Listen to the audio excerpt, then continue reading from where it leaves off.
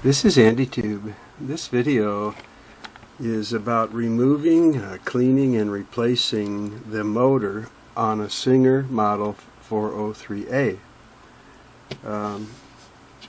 The slant-o-matic machines are all similar to this, and many of the 600 and 700 touch and sew machines are similar to this. I'm mostly removing this machine to do the full body cleaning of this sewing machine, but I also want to polish the commutator and inspect the motor in general and clean the outside of it. Right now the motor's running at about 10% capacity, I would say. And I'm pretty sure that that's mostly because the foot controller is out of adjustment and dirty and needs cleaning. But since I take out the motor anyway, I might as well look at that and see if there is something wrong there. I was going to turn off these lights here and see if we can see the sometimes in here you can see the sparking. Let's see, one more light here.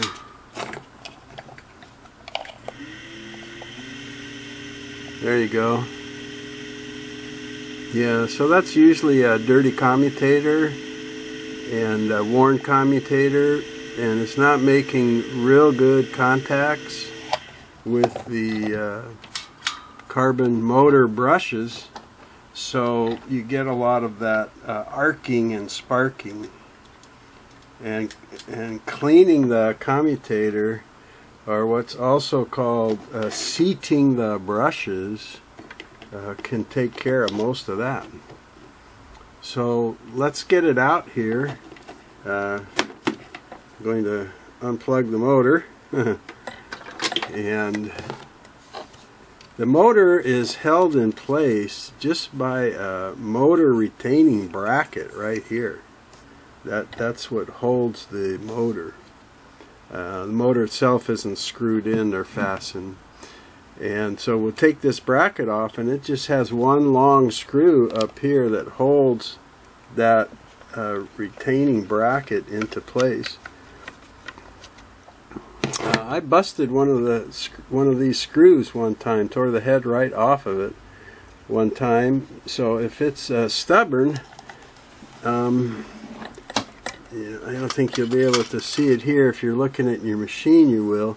Right behind the edge of this retaining bracket, you can see where that screw goes in, an inch and a half or so, and screws in to a hole in the aluminum frame. And you can get a penetrating oil right in there at that spot. So if you have a screw that's really stuck in there like mine, and I just kept trying to force it and tore the head right off. So trying to avoid that. There's the screw that holds it on, and here's the bracket itself. Get a good look at it. It's just a flat black, and you notice that it's curved right here on what we call the bottom of the bracket, I guess, and that's to sit right on the motor base right here. It has that same curve as that right here. Okay, so the motor, you see it's a kind of a snug fit in here, but motor sits in here and it's pushed up through like a tunnel or a tube, and putting this retaining bracket on there just puts a little pressure right on this curve, and it just keeps it there. It doesn't, that's it, you know. Then to pull this out, I guess we're gonna we'll take the wires off here.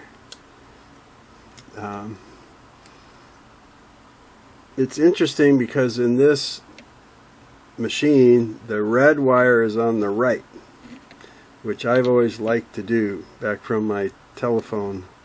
Red, right, you know. But in the wiring diagram for the 401 class machines, it shows the red wire on the left. But I don't really see in this type of a setup that it's going to make any difference. And I'll tell you why. You see the plug that it has? That plug can be plugged in any way into the outlet. So let's plug it in like, let's see, get this out of your vision here. Let's plug it in like this and run the motor. Okay, then let's turn this 180 degrees and plug it in the other way, which would change the electricity, say from the red to the black wire, and the motor still runs. And it doesn't run in reverse or anything like that, you know. So if your machine is working when you get it, I would say to take a picture of this, and so you know which side the red wire is on, and then when you put it back in, put it the way you found it, because if it worked before, it'll work again. But it's still my opinion, if these were reversed, it wouldn't matter. So these wires are connected to little tubes that slide on some prongs on the motor. As a matter of fact, why don't I reverse that, and I'll put the red on the left like the wiring diagram says to do, and the black on the right, and I'll plug it back in, and there we go. It still works. Okay, so when you pull these wires off now, there's nothing holding the motor in unless it's stuck in that tunnel, which is very common, especially if people have gotten oil down in that tunnel. Then it kind of dries up and it kind of glues the motor shaft cover into that tunnel. So it can be tricky to get out. What Singer says is to pull it out, rocking it back and forth. And I already saw this one move. Yeah. So let's see. Yeah. So this one's going to come out pretty easy. There's not much to grip on here.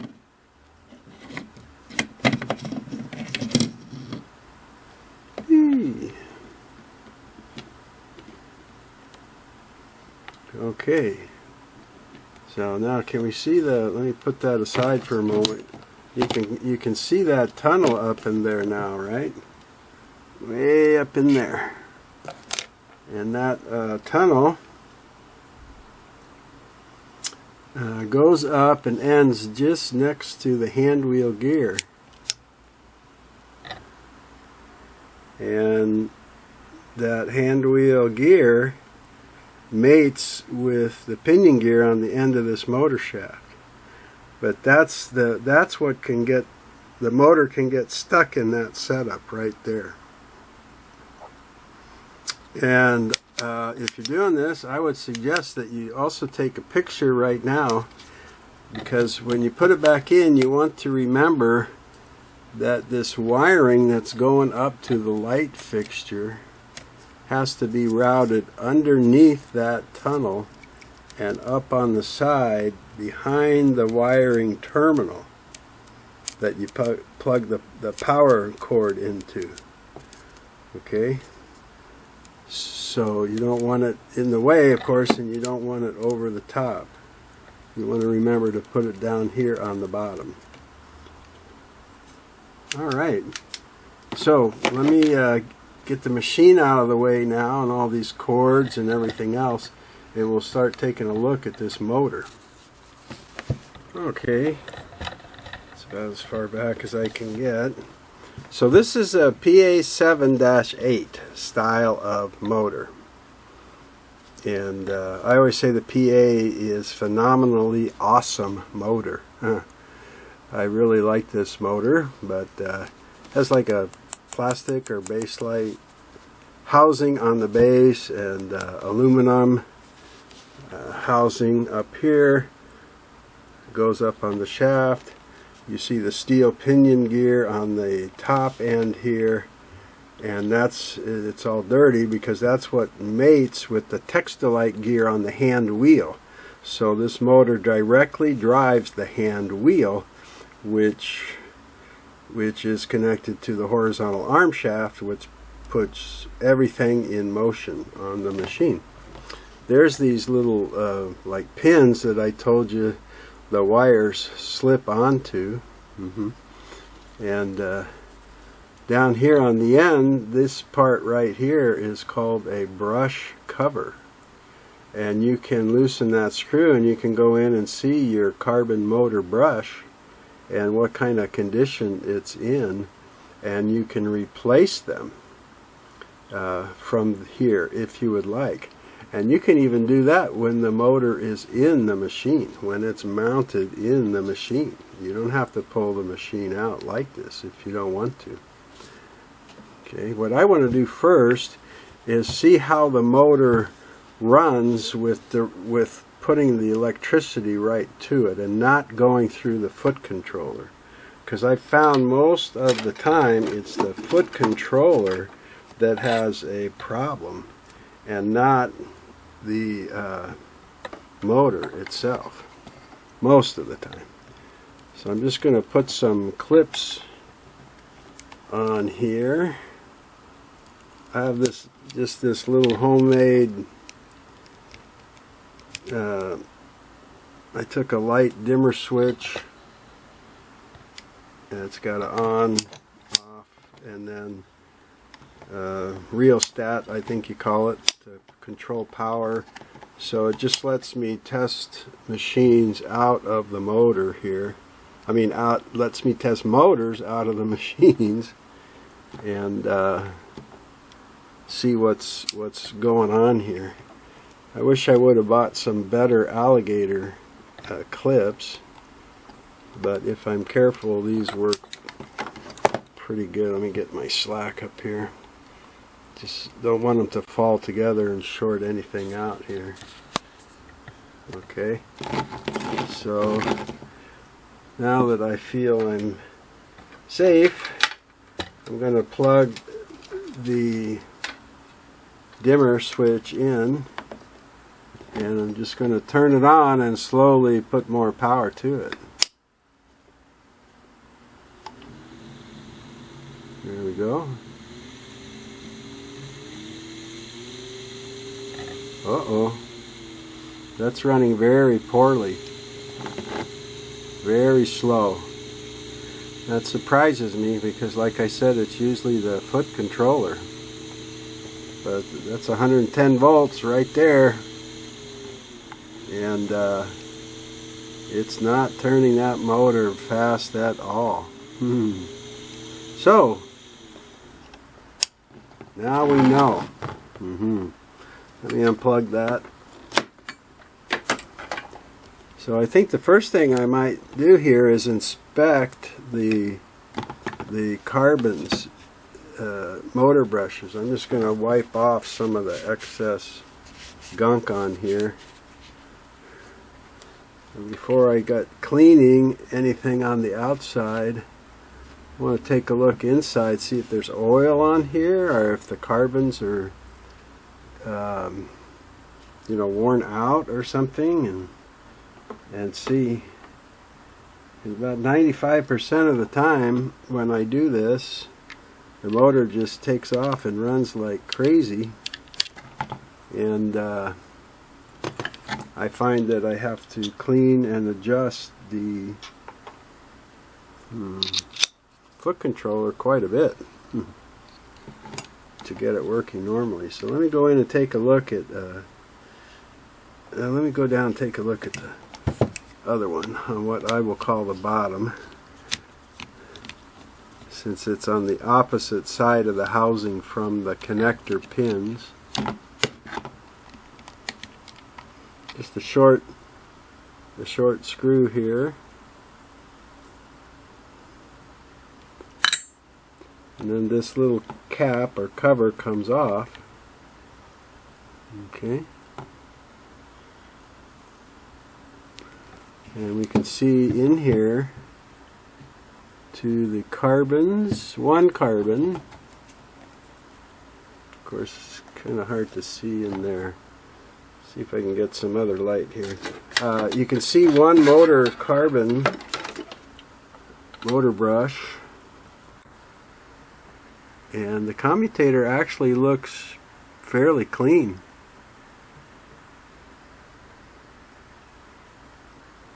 And compared to many I've looked at, I can't tell about the somebody's been in here because they put the motor brush in incorrectly. Okay, well, this is sure going sideways. But let me pull out this brass tube here. That's what holds the motor brush, and it's got a spring in there pushing the motor brush up against that brass commutator. And oh boy, usually it's going to slide right out of there.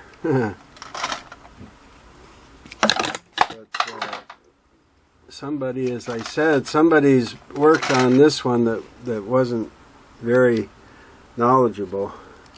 See if I can tilt this up. Usually you can just move this up with your finger and pull it out. Here we go. Oh. So it looks like somebody put maybe new carbons in there, new motor brushes.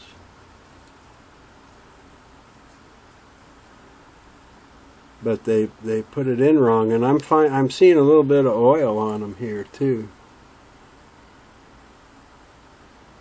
Shouldn't have any oil down here. Oops. So when this is pushed in, you see this slot right here? That's supposed to be facing up. Now they had it like this, but it's supposed to have that slot facing up, so when you pull the brush cover, you can look in that slot and you can see how much carbons are left. And what I mean is how long this is, you know. And these look almost new. But boy, they're sure soft. I'm getting a lot of carbon coming off, and it looks like there's oil in there. So this now has changed to where I got to take the motor apart and clean off the oil inside and show you all these other parts, right? So brace yourself. I'm going to take off the other brush cover on this end on the other side of the machine there, so I can get those both out. And then I'm going to show you how to dismantle the motor, which I wasn't really going to do in this video. But we got to find out what is going on in here. Get some more light up here.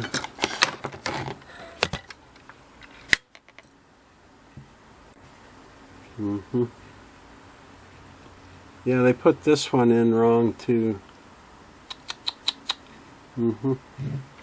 Okay. Hey. whoever did this must not watch AndyTube, right? So usually you can tilt the end of this brass tube up and it'll come out, but they've got it wedged in there very hard, and I have to kind of use a screwdriver here to wedge up the bottom of that tube a little bit and somehow get it up there. Now I can grab it and pull it a little bit, because I know the spring is going to want to pop the carbon out. Okay, and there's the other carbon, and of course if there's oil in there it gets on both motor brushes, you know. So okay, I'm going to need a little more room here to do this, so let me reset up the shot here so you can better see what I'm going to be doing, and we're going to open it up and clean the inside too. Alright, this should give you a better view here. As I continue to disassemble this motor here, I'm going to go into the end here, and I'm just going to pop these little spring clips out of their groove. Now that holds tension on the brass tube of the motor brush housing when you slip them in there. And when I disassemble this, those wires are going to have to come out of the lower motor housing here. So I'm just going to move them up out of those slots a little bit to prepare for that. And then this, I guess what I call the bottom motor housing and the top motor housing here are held together, and there's just two screws, and they go into both housings. So we'll remove those and pull those out, then we can separate the two parts of the motor.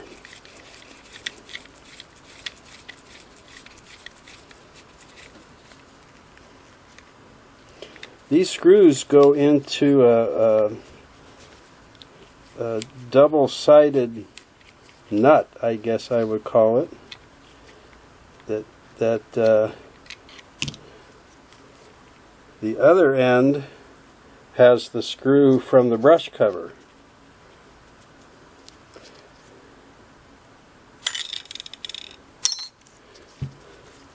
See if that'll come out of there.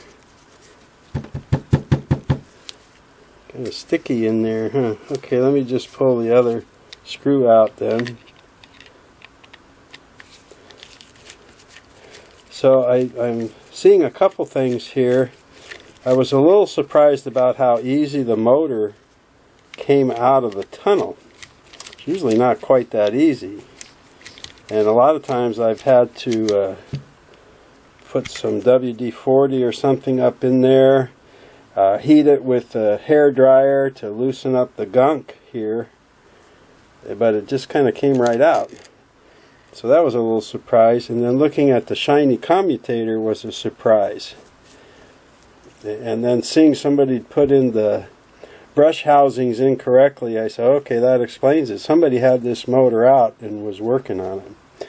So there's the one of the two screws that holds the I'm not sure why that other one seems to be stuck in there. Let's see if I can pull it out with a magnet here. No, it's stuck in there. Let's see now if I can rock this. There. Okay. So just opening it a little bit, and you see now why I took those spring clips out of their grooves, because I have to pull this away from those wires. You see the wires in there? Okay. And then there's those two pins that the cord plugged onto. They go up here. One is already coming out. I'll pull the other one out. We can get a look inside that base of the motor. See the bushing down there in the bottom and some gunk in there. It's less oily than I thought it would be. And now, let's see if we can pull this center part out here. There's the other screw. Get it out. Here's the insulator for those two electrical pins. Here's the wedge when you put the two pieces of the housing together. Here's the other six-sided double-ended nut that holds all the screws.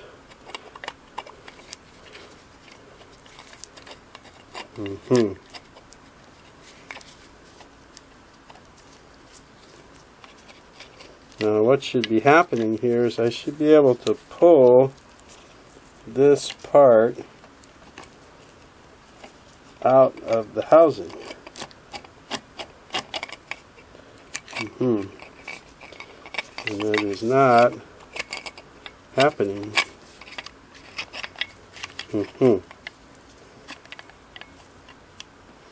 And I'm not seeing why. There's the core in there. The commutator been worn down pretty good. But this should slip off of there.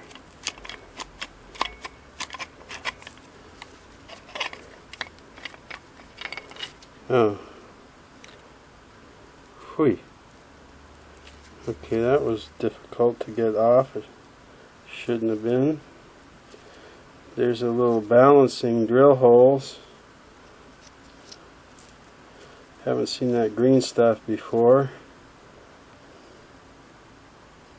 Somebody's polished this before and it doesn't look very even, but it doesn't look that bad. And to take this off, you know, a lot of people think you're just going to take this gear off the end. There's a set screw and a little nut up here, but the shaft is pressed into a bearing up there. And so far I've only known 2 people that can get it out to replace that bearing. So I've never taken it out. There's a fan up in there. Maybe you can see it up in there. Kind of black looking. There's supposed to be an insulator. Here it is. Let's see if I can get it out without breaking it. It's a little plastic molded piece, the insulator, and it can get pretty brittle, and I've seen plenty of them cracked. This one is just dirty, but it's not really damaged very much. That's good. I'm not sure why that was so hard to pull on and off there. It's usually just slips right in like that and slips right off. That was a little bit better. Maybe if I clean it, maybe there's some, oh, there we go. Maybe it's just filthy dirty inside. So maybe if I clean that, we'll be in good shape.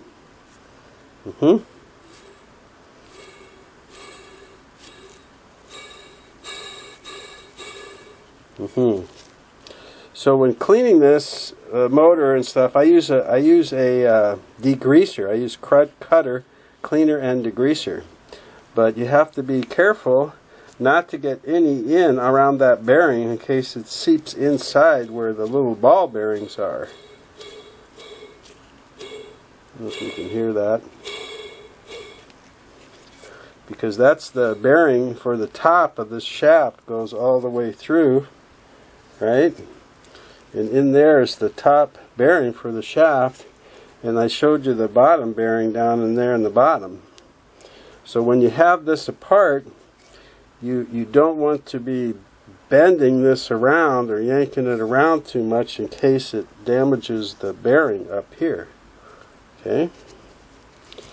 And then this does look pretty mucky inside there. Yeah. So maybe that's why it was kind of sticking together. So maybe just the oily motor brushes and gunky parts inside there were preventing it from turning very hard.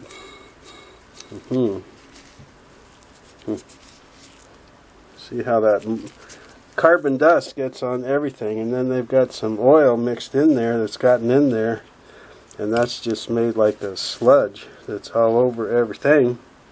So I think I'm going to clean this, and I think I'm going to move to the kitchen sink to do that. Okay, what I've done in my strainer here is I just have all the little parts except for the motor brushes. Okay, and in my spray bottle I have about a 15% solution of Krud Kutter Cleaner and Degreaser.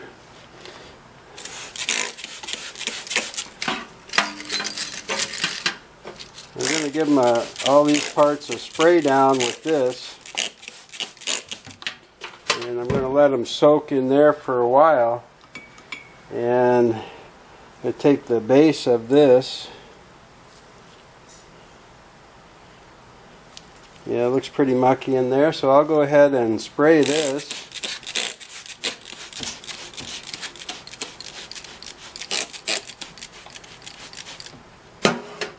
It's okay to leave that sitting. Now this, I've got to get especially the inside cleaned out of all that muck.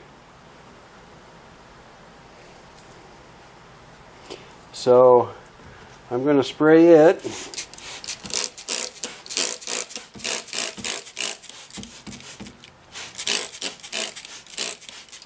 But I don't want to leave it sitting with the Krud Kutter on it. So I'm going to take my brush here and brush that out.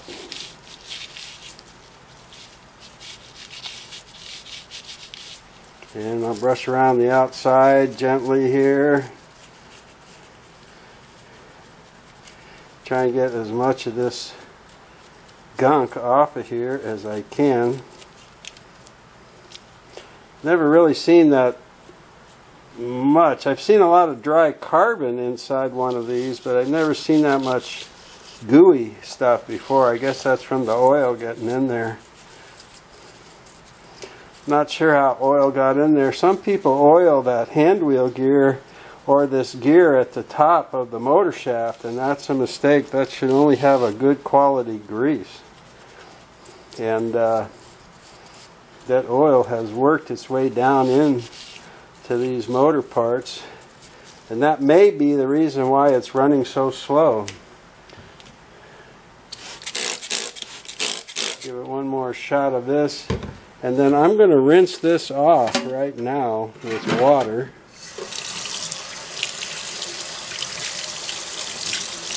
And I want to get all that cleaner off of there.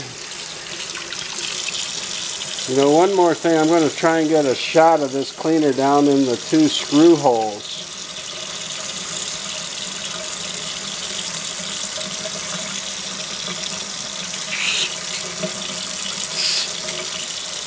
There we go.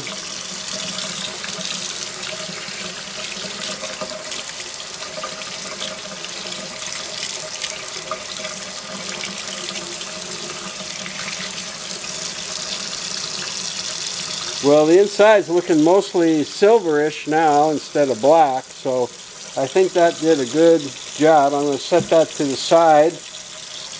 I'm going to go ahead and brush out the bottom of the motor housing. See if I can get all the carbon and oil greasy deposits out of there.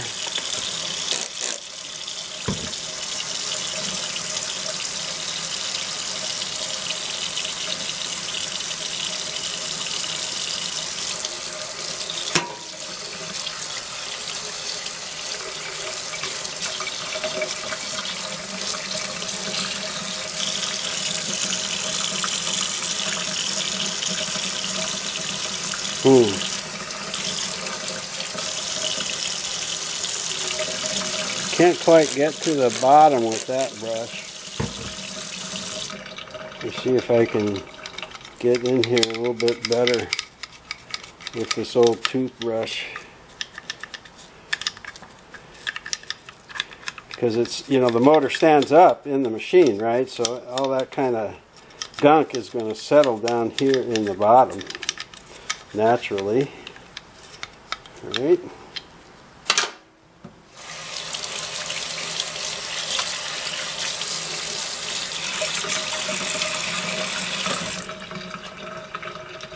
Okay, now this I got to be careful with. I told you up around here, inside there is that motor bushing. So the bottom part here, I'm going to go ahead and spray and brush this part down here. I'm just going to keep it pointed down so the cleaner doesn't run up in and get on the underside of that bushing. Okay?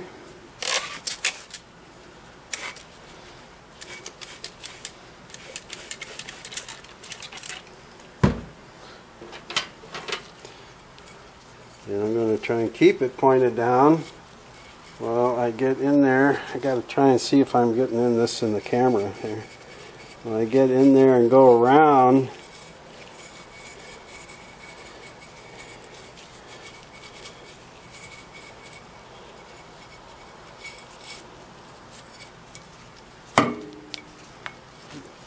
down, keep it pointed down, and don't push on it hard, because you know all this weight's being supported by this little bushing up at the top here. So you want to kind of support it while you're doing all this cleaning.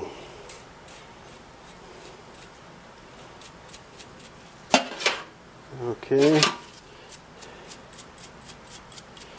One more squirt on the commutator down there, and just brushing down.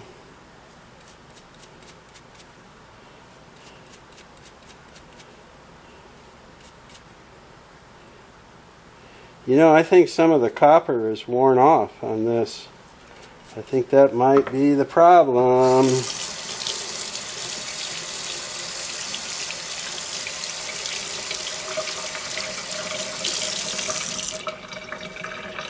Because now that it's clean, I see, to me, what looks like silver under the copper. Wow. Somebody tried to clean that and maybe got overzealous. Maybe not. We'll see. Okay, so now this end. To clean off the gear, I'm going to keep it pointed down again, right? Maybe I'll clean this shaft first. And to do that, I'm just going to take an old sponge, soak it with the cleaner, and try and wipe off the outside. See how much of that stuff I can get off, if any. Well, it's on there pretty good. It looks like it's baked on there. Whee!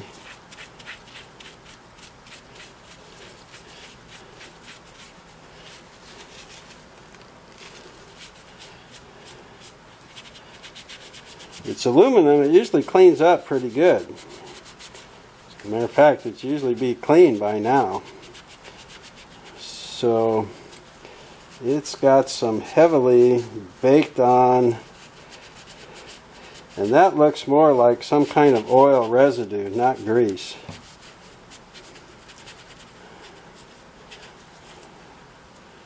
See that brown residue there? Man.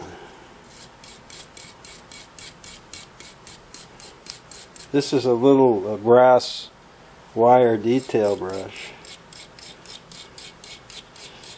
because that soft scrub sponge nylon scrubby is not getting it. I don't want to scratch up the aluminum too much, but it's not even getting this stuff off completely.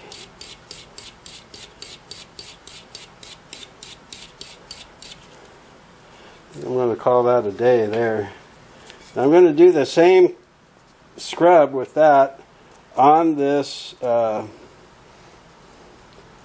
pinion gear here, keeping it down and not overspraying it, just getting a little bit of that on there. Just a little bit of that cleaner is going to be enough. And then I'm going to try and brush out between the teeth of that gear. Okay.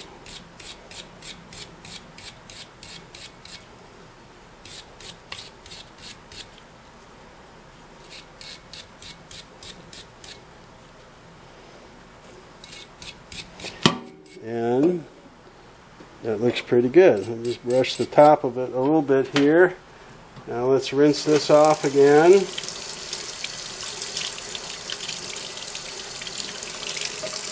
Well, I'd like to get the rest of that brown stuff off. It's not going to affect how the motor works. So I guess it's just cosmetically I want it off of there as much as I can.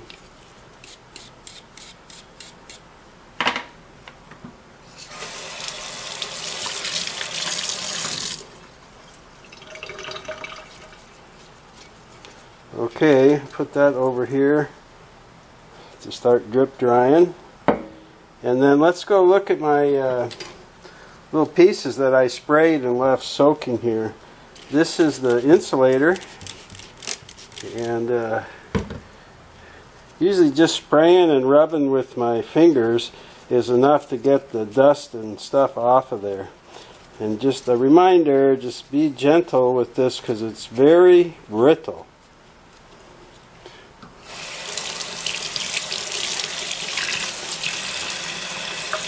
Okay. Then I've got all these, let's see, here's the brush covers.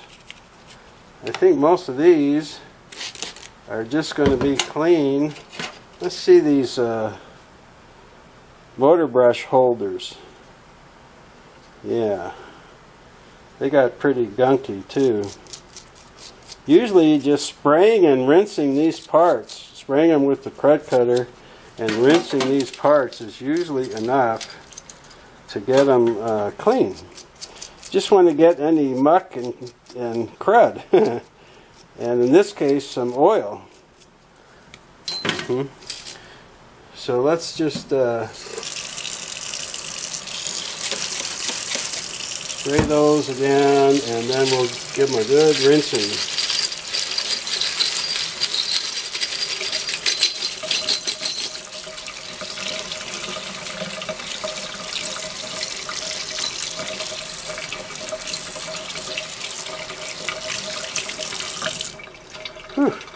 Okay, now you get them over here on my cloth,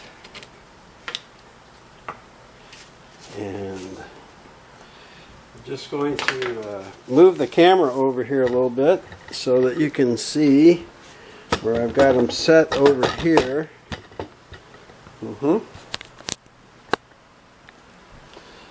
And what I do now is I don't want to just let them air dry, is I'm going to take these parts, remember support this, don't shake it around and stuff, but I'm going to use my hair dryer to blow those dry.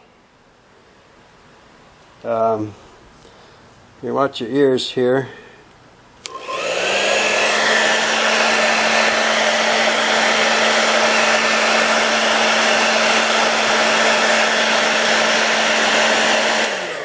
So you get the idea, right?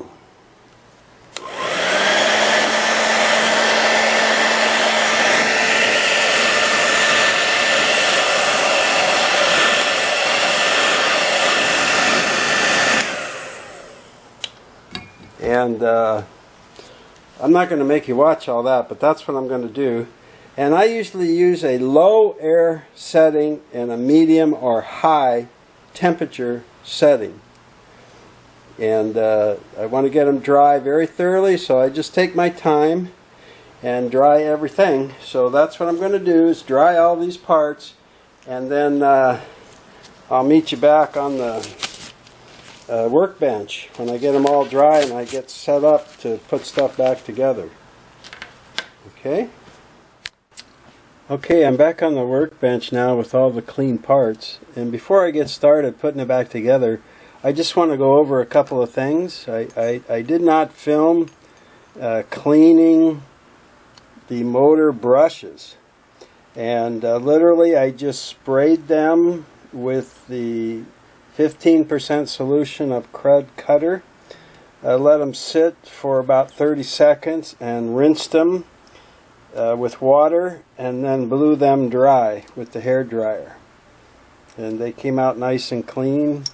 I dried them probably longer than I needed to, but I wanted to be sure they were dry. I also cleaned the motor retention bracket just by spraying it and scrubbing it with that nylon scrubby, and then rinsing it, drying it with the hair dryer, and then I put a light coat of oil on it. So that's where I'm at now. I did dry these parts extra long, like 4 or 5 minutes each, because I didn't want to take a chance of there being any residual moisture inside any of these, you know. So that's what that was about, and everything came out very clean, very nice, grease and dirt free now. So I'm going to start assembling this, and I'm going to slip these two parts together. Now holding this part up because it covers the pins that plug into the base. So you see how these were up, that'll match this. So I'm going to slip this on now, and it's oop, you know what? No, I'm not. Got ahead of myself. I want to put the insulator in, and it's, you know, it's reversible. So you just get it on there, and just be careful seating it down like that. It just goes around the 2 screw holes, but you want to get it in even and flat, and don't crack it or anything. Now we'll slip these 2 parts together and make sure that that fits down all the way tight. You see it leaves a little air gap between the insulator there, so air can get in for that fan. Okay, and that's normal.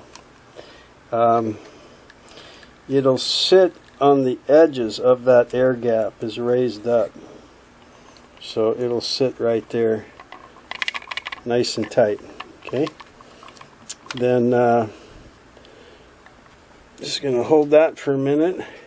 So when I take a look at this, I have to get those 2 spring clips kind of pointed into those openings here, right? Because they tuck in these little cutouts, and that springing action is what holds the motor brush tube in place. And you have to kind of guide them in here as you're putting these pieces back together, or they just get lost inside. So I'm going to fold these two pins back so I don't get tangled with those, and I'm going to try and just kind of line these up where I think I'll have a chance of seeing them in these openings. And I'm going to try and get this on enough so that I can see them. And I can't see them at all. So I'm going to stick them out a little bit straighter here. Try and get them poked into that hole. Be real careful where the spring clip is soldered to the wire. I broke one of those off one time by bending it around, and I got it resoldered and everything, you know, but it was a pain. And then these two wires that go up to these pins or posts, they have little tracks at the top of the base here that the wires will end up in, and then the post is pushed into these holes for them. So that's why I first try and get these sticking out this end so I can kind of have an idea of where they are and I can get to them. Okay, that one came out pretty good. You see that one? Because I can tuck them back in, but once this whole thing is together, it's hard to find them and dig them out. So now be careful if you do this with your plier. You know, like I'm trying to pull some slack out of there and there's not much in there. But now, hope you can see that, I've got the two spring clips in the hole. Yay! Okay, that's about half the battle. Now the other part of this, without losing those clips on this end, is to get these two posts up through the holes and the wires in those little slots I showed you. And you know, these wires were in there nice and neat and tucked in, but taking them out and cleaning them and moving them around, they get bent out of place. So you've got to kind of work with them to get them back in there. And the first couple times I did this, I concentrated on this so much I didn't realize I had pulled the parts apart and lost my spring clips inside. Now these little, let me show you one of those. These have these little stabilizing feet that come down from them. And that's to keep them lined up so that the black wire goes in the slot over on the sides. So the stabilizing feet tend to get twisted and prevent the pin from going all the way in. So just take your time. This is soldered on too, and there's 4 of those little feet.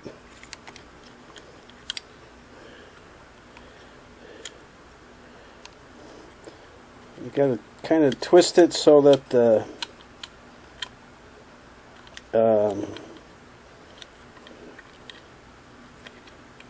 feet, the 4 feet, are pointing down.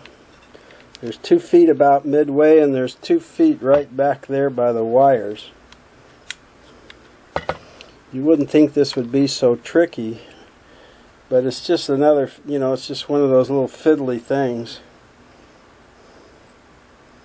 So, looks like I've got the one on the right in there, tucked in, the feet pointed down, and the wire tucked into the slot. It has to be in that slot for the two pieces to fit together good. So I'm going to get this pulled out.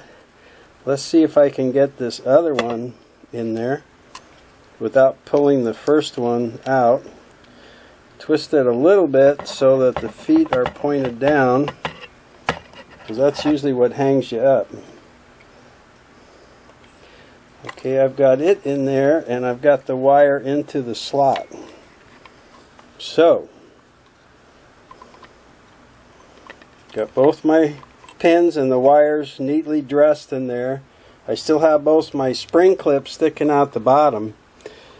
Now, what I've got to put in here is an insulator and the wedge. So, of course, you're going to have, these wires are going to be live when the motor's running, and you don't want it to touch the housing and short out. So that's what this little fiber insulator is for. It sits in the little recessed area there.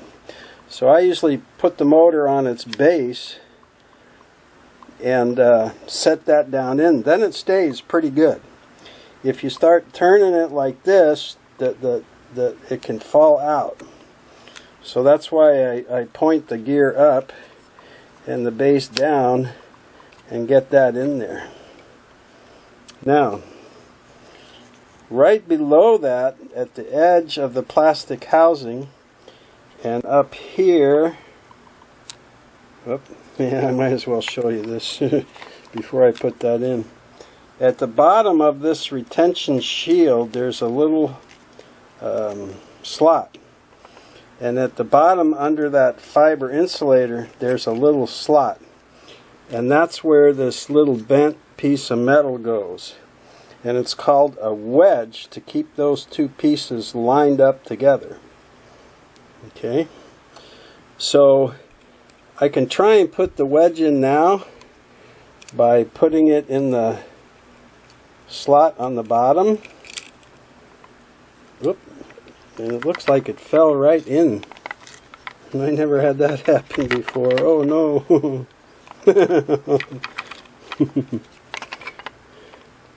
I'm not kidding, it fell right in there someplace. I literally never had that happen before. Oh boy. Let's see if I can pull these two pieces apart and look down in there someplace and see what happened to my wedge. Yikes. Let me look on the bench, make sure it didn't slip out. I'll be darned. It looks like it's kind of trapped inside that slot, which means I'd have to pull everything back out to get it back out. Boy, I hate doing that. Oy. There, it fell out. Okay, well that was a lesson for me on this one. Yeah, I see this slot is open on there, and it fell all the way down inside here where I couldn't see it. So, I think when I put the wedge in, I'm going to have to hold the motor more level and not like that. So, let's see, maybe I could put this part in first.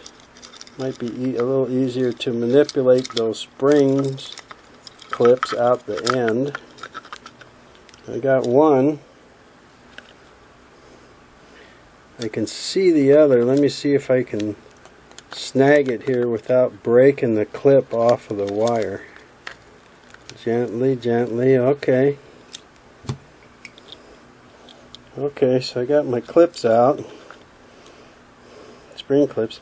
Now, can I get these two pins back in there with the wires in the slots and the feet pointed down? There's one tucked in there.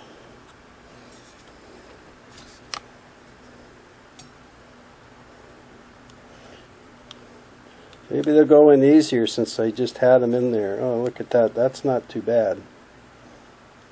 Okay.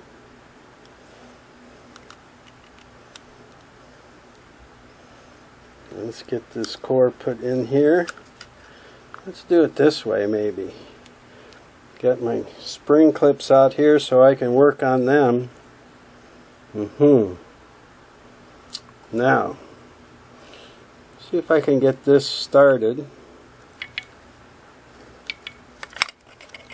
And maybe I have room to stick the wedge in here under the aluminum side this time.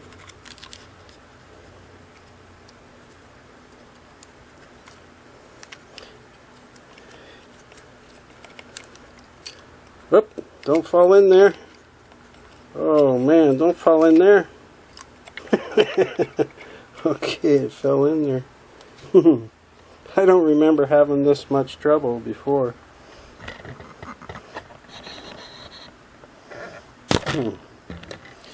Alright. Try it again.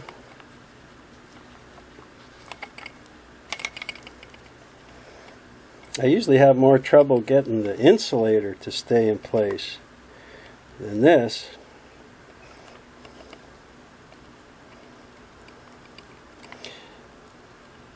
You know, you'll develop your own technique for this, I'm sure.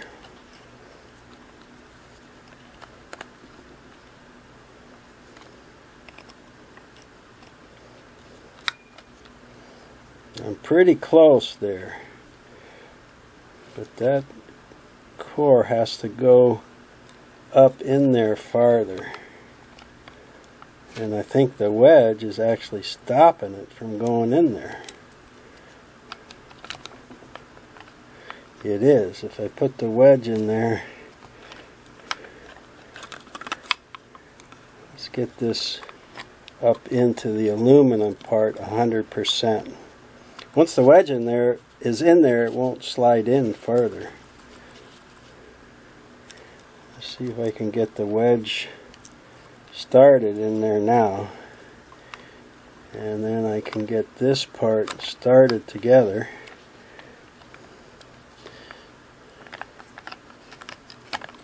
I've still got my clips out the back, yeah. Starting to look good. I just have to remember to slip this insulator in here now. Okay, then will these go together? Hey! Almost. That insulator is hung up on one corner. I can see it there. There.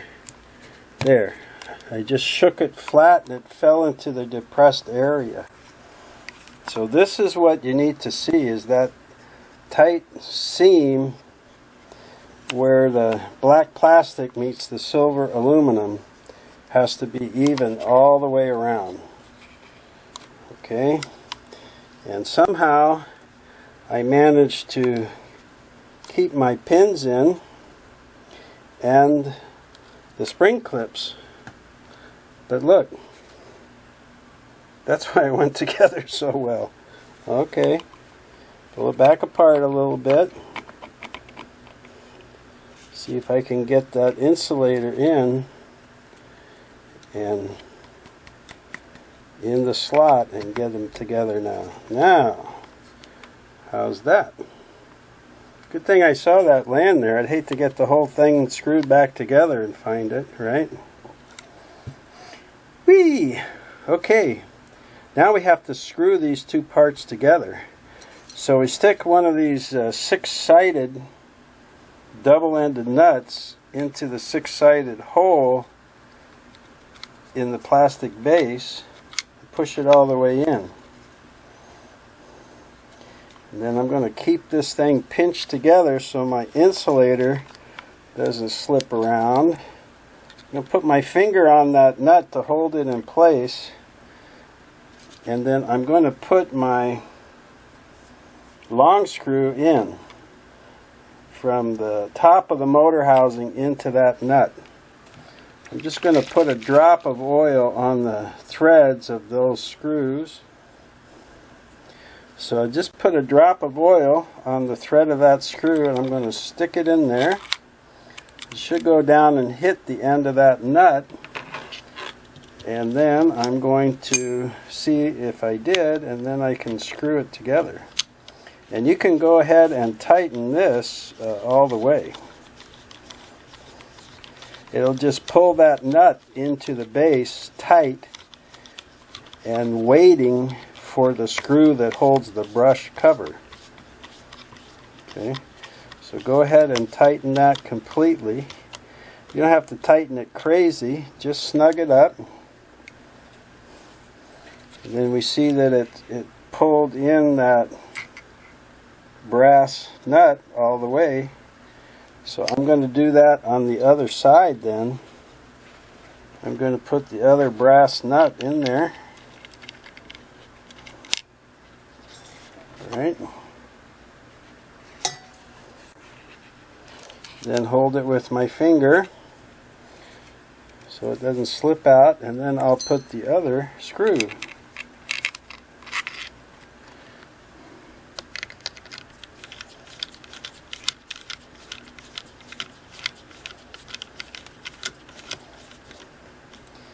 Yay! How's that? Well, it's sure a lot cleaner inside and out, that's for sure. Got all the oil and muck out of there. I scrubbed that commutator, you know, when I had the Krud Kutter on it with that nylon scrubby. So we'll see if we have to do more commutator cleaning. But what I've got to try and do now, let me raise this back up, is I have to go in here and get the spring situated in this little slot.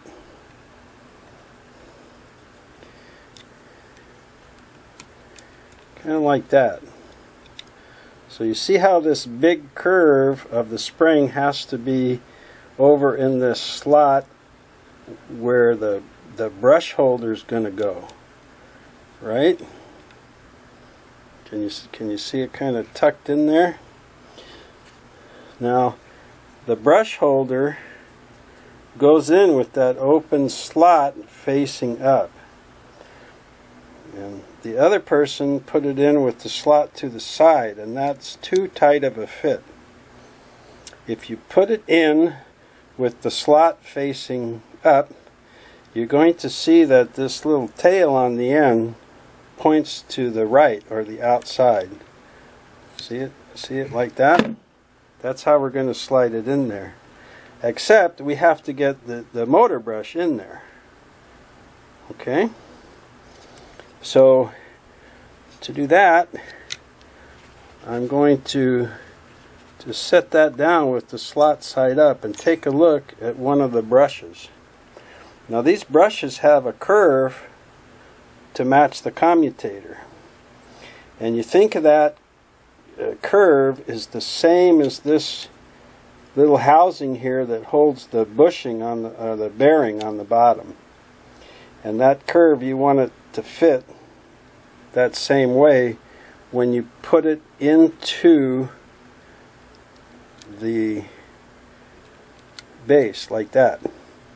You do not want that curved end turned, because then you just have the edges of the motor brush against the commutator. Bad, bad, bad. Okay, so if I look and say, okay, I got that curve right, I'm going to set it down that way. I'm going to slide that spring into the motor brush holding tube. Can't do it on a paper towel, too slippery. Sure, I got my brush turned right. I got my slot side up. See if I can slip that in there. There. Now I'm going to slide that in and go ahead and push it so that the motor brush is up against the commutator. And then I'm going to hold the spring clip in place with my left thumb while I just get that tube started. And it's up to about the bottom of the motor brush. Let's see if I can get this LED flashlight on there. See it? Now what I'm going to do is just keep sliding that brass tube up onto the motor brush towards the commutator until the back end of the tube is flush with the housing here.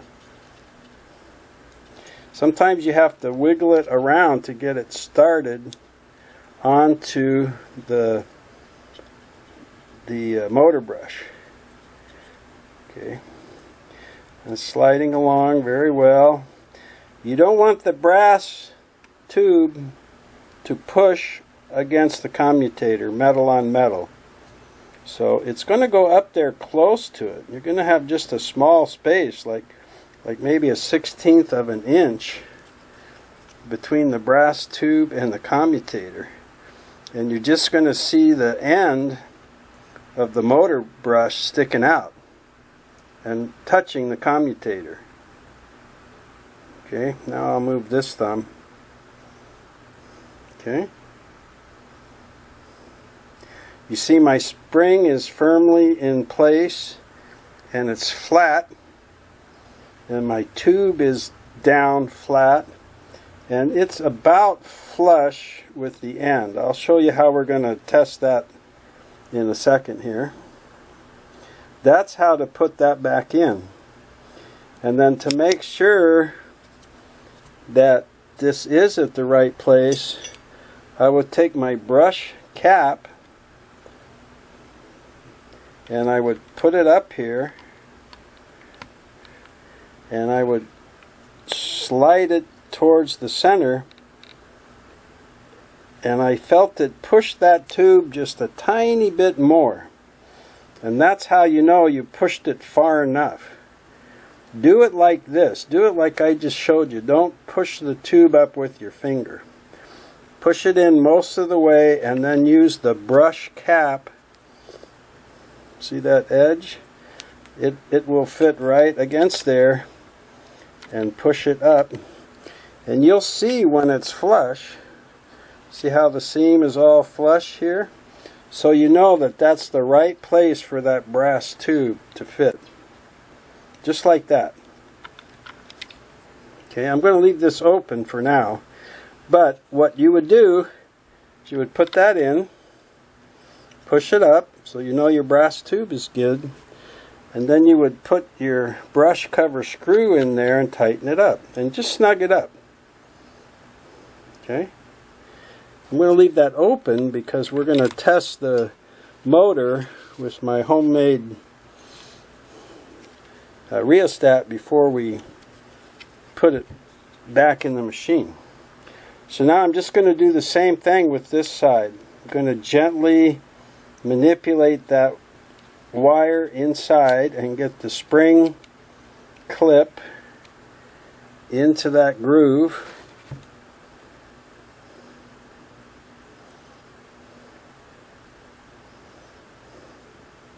Hard for me to see what's showing up on the... I'm standing up above the camera and looking over it to do this, so it's hard for me to see if that is showing up good for you. Okay. Then I'm going to take my other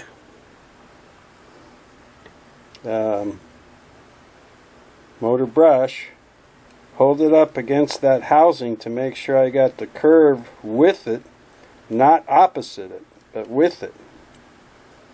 Okay.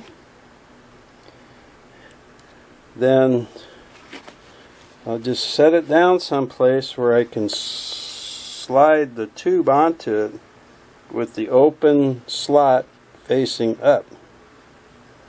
Now if that motor brush spins or moves, it's no big deal, because once you get it in there, you can go ahead and actually put it in like that and then adjust it after if you want. Maybe that's easier. So I got my curve right. I'm going to set it right in there, get it up against the commutator inside hold the spring with my left thumb and push with my right thumb until this tube slides over the if I got this way, until the tube slides over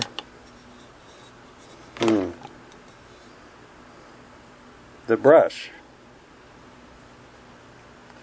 And you see this tab is bent out a little bit, so don't worry about that. Let's go ahead and slide it in most of the way. Okay? Now I'm going to hold it there and just bend that tab flush. What am I going to bend it with? Maybe the end of a screwdriver. It shouldn't be sticking out like that. Just bend it up there kind of flush like that. Okay, then again, I'm going to use my brush cover to push that brass tube in to the point that the cover will fit flush. Doesn't quite want to do it. Let me see why. My spring's sticking up a little bit. Okay, no problem. I'll push the spring back down in there. My tube looks like it's pushed all the way in. Let's try that again, see if I get a better fit this time. There we go. So I'm nice and flush on all my seams now, so that's where I would screw it in. If you think something's wrong before you put the screw in, just pull it back out, and you just want to look in there and make sure that the end of the brush is not touching the brass commutator. And it's not. I see the motor brush sticking out the end of it, and there's a gap, and that's fine. Okay? So then again, you would go ahead and put the motor brush cover screw in and tighten it up, and you would have reassembled the motor. Okay, like I said, I'm going to leave that open because I want to do a test now and see if this motor runs any better, right? So let me get my switch and rheostat and all that hooked up here, and then we'll do a test to see if it runs any better. Okay, so I'm set up to test the motor again with my little homemade rheostat, and see. First we want to see if it even runs, so I know I put it back together properly, and then we'll see if it goes any faster. So I'll just turn it on and start giving it some juice. Okay, it's running.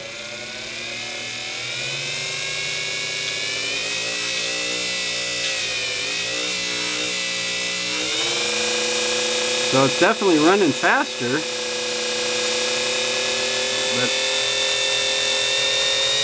but I think it should be going faster than that. I think let's cut some of these lights here, because I see it's still throwing what looks to me like a lot of sparks.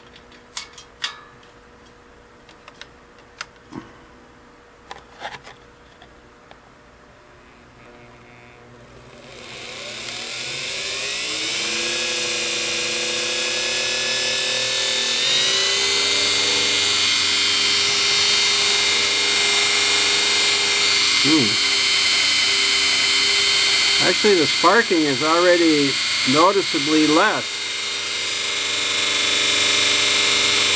Oh, there it comes.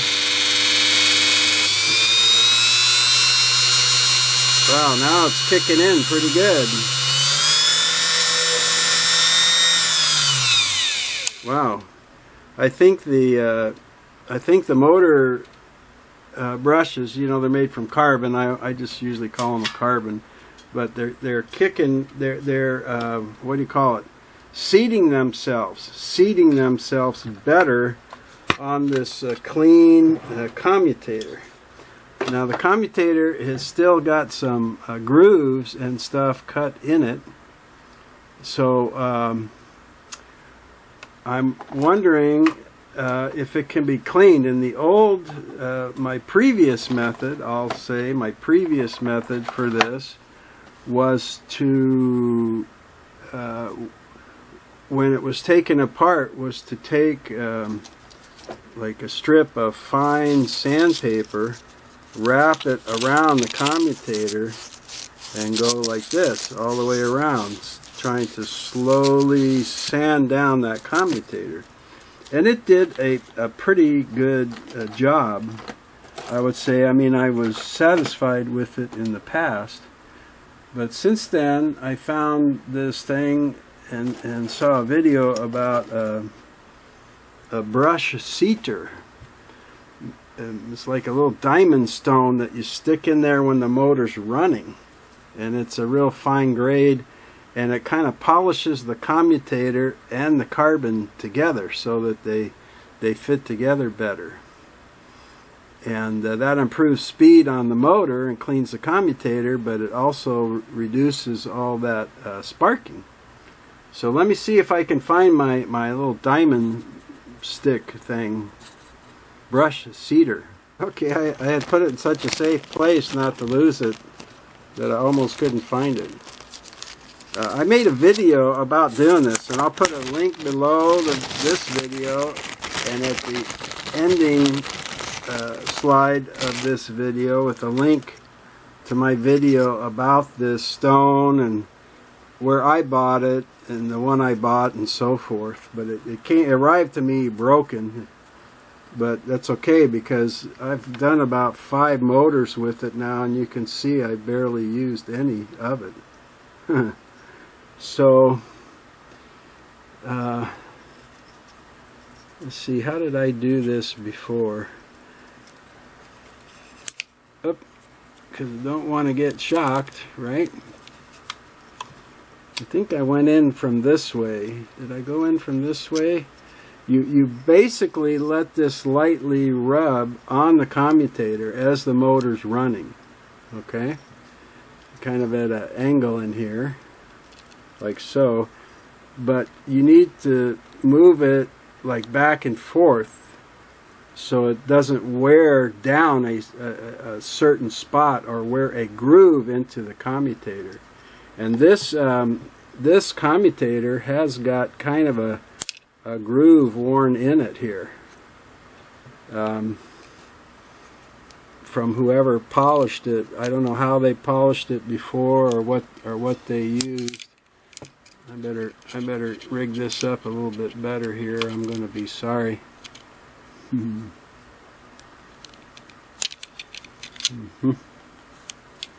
See what I mean about I wished I would have bought a little bit better quality alligator clips. I'm probably going to redo that. I just got a couple donations from viewers, so you know who you are, and thank you very much. So I think it's a good opportunity for me to rig something up better than these $2 alligator clips. Okay, I just want to make sure that I can get in here at a good angle to work that stone evenly. Maybe I'll do it like this, yeah. Work that stone evenly across the commutator. And I just barely rest it on the commutator. I don't want to wear off all the copper, right? I mean, I just want to you know, I just want to polish it. So it's almost like I just barely touch it and gently move it back and forth. So let me show you what I mean here. Now the video I saw about how to do this said you run your motor at full speed. So let me get this thing going here again.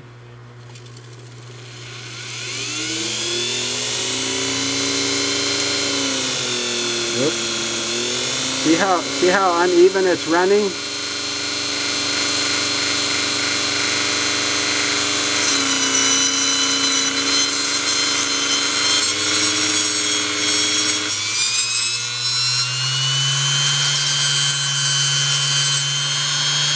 Well, you already heard it, right?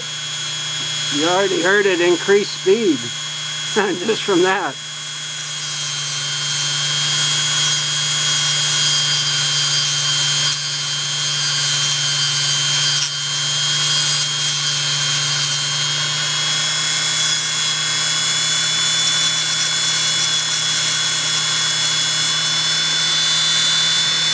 Okay, let me hit the lights here. You saw, I'm sure you heard it after a few seconds speed up like crazy. And that's the idea of this brush seating stone. You saw I barely wore off any of it. And I found out after I bought this, the manufacturer has a chart on their webpage because they have different like grades and hardness of this stone. And I don't have quite the best choice for doing this, but you know, like I said, it was $10, and let's see now. Let me get these lights off and see if that reduced the sparking, because it sure increased the speed.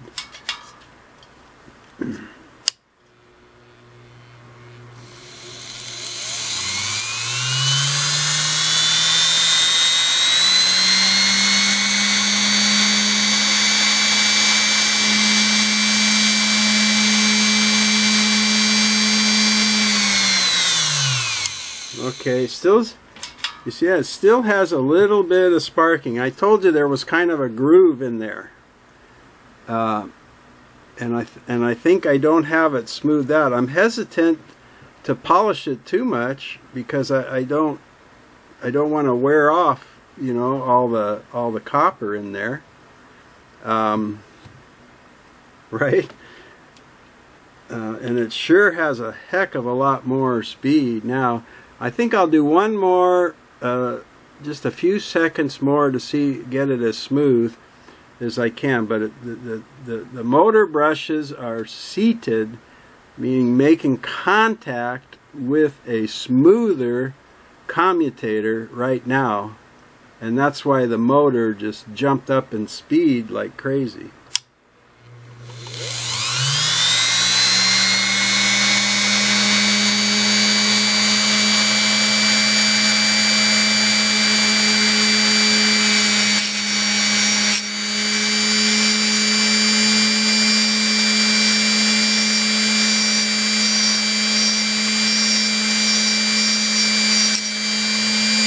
Okay, what I tried to do there was just make 10 very, very light pressure passes across there.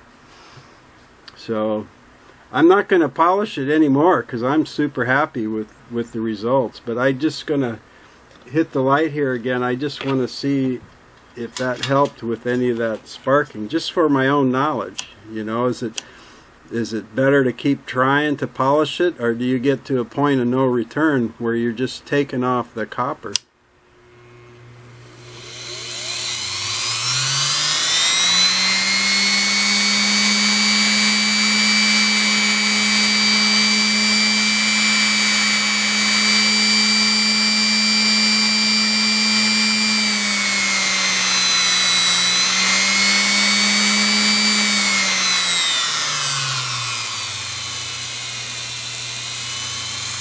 Now it's normal you get more at slower speed,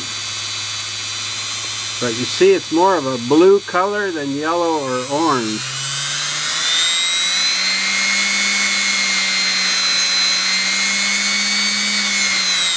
So I am super happy, because I thought maybe this motor was in real trouble, but it just shows you. Because these motors aren't cheap anymore when you go to, make sure I got this turned off. They're not cheap anymore when you go to buy them, you know, like on eBay or someplace. They are not cheap. Now I've got a little bit of that diamond stone or whatever it's called dust in there. So I want to spray some electronic cleaner in there and kind of flush that out. Now, I had a critique. If you read the comments of the video that I'll link you to about doing this. I had a critique of a guy that you know, said I was doing this all wrong and dangerous and all this stuff, and that he said it's called a slip, S-L-I-P.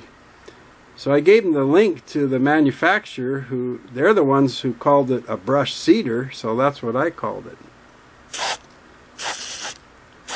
You know, and he thought I had left the power on it in the video when I was doing some cleaning with alcohol, and said 91% alcohol is still 9% water, you know, and kind of like if somebody does that, they're going to get shocked. But I told him, hey, I had it turned off at the switch, you know, and I called it a brush seeder stone because that's what the maker called it. It doesn't bother me if you want to call it a slip and stuff. But I see my battery's getting low here, so I'm going to go ahead and put this brush cover on, just so that we're clear about how to do it. Right? We make sure that our seams are all good, and we're going to put a drop of oil on the end of this little brush cover retaining screw and slip it into the end of that six-sided double-ended nut that's holding our long screw that puts the two sections of the motor together. And we'll turn it in all the way and just firm it up a little bit, but no need to crack the plastic here, you know. Okay, so that's what I'm going to do on this other one, and then I'm going to set up the machine back on the bench here and show you how to reinstall this motor the right way.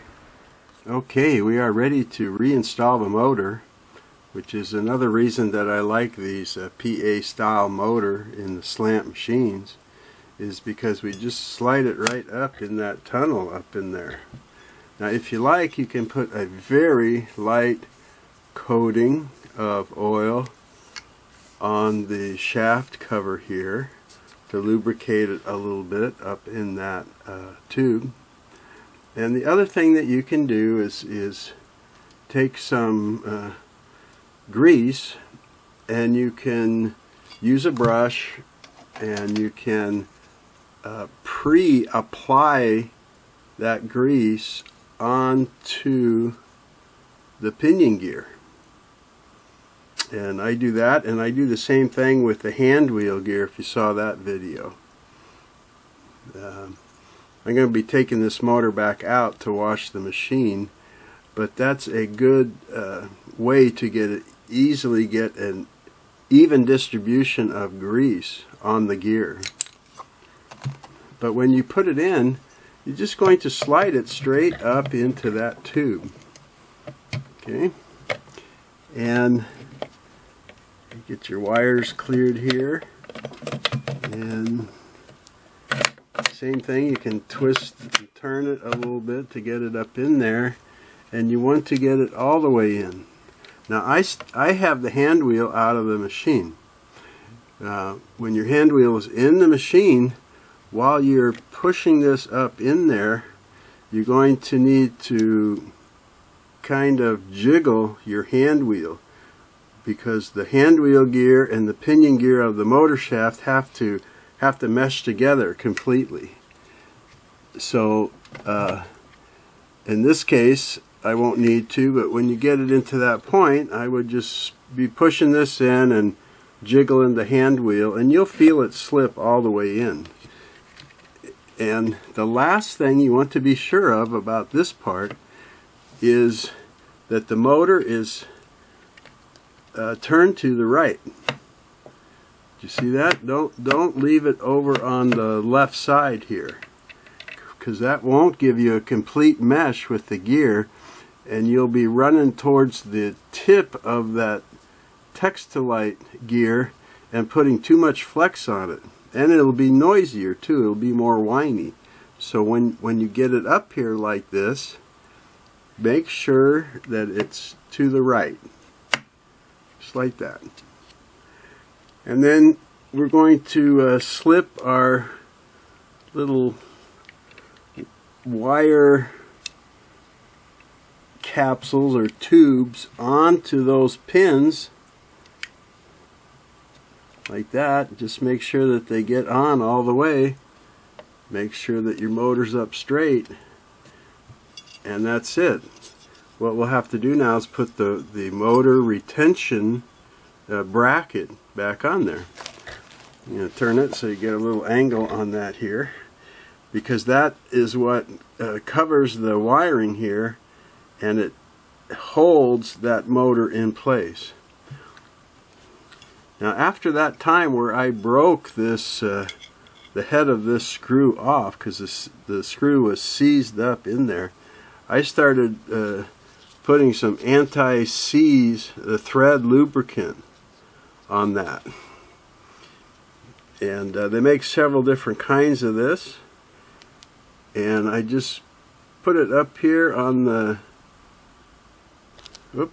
guess I should show you. I just put it up here on the tip of the screw a little bit, and I'm just going to spread it around on there. A nice little coating. I don't overdo it, but just kind of fill up the thread slots for about the half of the tip of the screw there. And I feel better that someday if I have to take that motor out, or somebody else does, it's going to be able to come out. Okay, so remember this curve matches the motor, so of course that's going to go on the bottom. And you see these notch cutouts up here. There's different things on the machine that they can fit. And we just slide it up there. Like there's a notch for this, and there's a notch at the top. On some machines, this notch, there'll be a thing it slips over. And just put it up in there, flat. And then we're going to stick our screw in. Now it's kind of a long way back. I mean, look how far I have that in, and it just now barely hit the screw hole back there. So if you have trouble lining that screw up, because you're just kind of holding it by the head really, you can peek. Remember, you can peek in the side over here, and you can see back in there, and you can see the tip of the screw, and you'll be able to see where the hole is. I wonder if I could get that on film. Maybe if I wiggle that screw. See, can you see the screw there? And then you can, I have a tendency to have it go in and go to the left. So you can line it up with the hole, and then just hand tighten it to keep it there a moment. One final check that this is not left, it's upright, so I have a good clean mesh. If it doesn't want to turn up straight, you know, to the right, go ahead and jiggle the hand wheel until you can get it up like that. When you have the motor put in first like this, later when I put in the hand wheel, I'll have to jiggle the hand wheel a little bit when I'm installing the hand wheel to get that mesh. Okay, that looks really great. So I am just going to tighten up that screw for the motor retention bracket. And believe me, you don't need to tighten this real hard, because that screw doesn't hold the motor in. The bracket holds the motor. Okay? All that screw does is hold the retention bracket up against the base of the machine. So you do not have to crank it. I've seen this thing crank that the bracket is bent in. Just snug it up firmly, and you'll be great. And that's it. That's the installation of the motor. Now, the other thing that I like about this PA motor is that if you watch the part of this video where I use this brush cedar stone to go in on the commutator and clean it and help the brushes seat better, you don't even have to take the motor out to do that. And you don't have to take the motor out to check your brushes. So if you're thinking, man, I've had the brushes a long time, I wonder how they are wearing, I wonder if my commutator is you know, dirty and needs cleaning, I always used to have to take the motor out and do all that. But if you look in here, look, there's the brush tube right there. And with that slot at the top, if you put a bright light in there, you'll be able to see how much of that motor brush carbon is in the tube. And I can see the end of it way down here. So I know I've got plenty of carbon left. And if I want to go up and look in there, I can see my shiny commutator I just cleaned. But by taking the top or the bottom off of this, I could run the motor with the foot pedal, and I could go in right here and just gently polish that commutator and clean it up. It just take a couple of minutes. And that's why I said, for an internal motor, it is phenomenally awesome. PA. I love it. So you can check your carbon and clean the commutator anytime. Now I would go ahead and spray some of that electronics cleaner, or take a Q-tip with some alcohol and collect any of the residual dust that you see in there, you know. But you don't even expose the wiring or anything to do that. Now those spring clips and everything, they'll be hot. They'll have electricity on them. But you saw how I did this when the motor was on the bench. You can do the same thing with the motor mounted in the machine. And I did it that way to see. So, the PA motor of a Singer 403A Slant-O-Matic Special. And most of the PA motors, especially these 1950s, 60 versions, have these motor brush covers or caps you can pull right off. I think they're later, maybe some of the Touch and Sew, they don't have this separate cap. You got to kind of take the motor apart like I did in the video. Another good reason to get yourself a 403A Slant-O-Matic Special. That's it. Thanks for tuning in for this video about the motor, and I learned a couple new things there, and I'll put a link to the video I did, the first video I did about using this when I discovered this, and I'll catch you next time. I hope you can come back and see me. You're always welcome here on AndyTube. Take care now.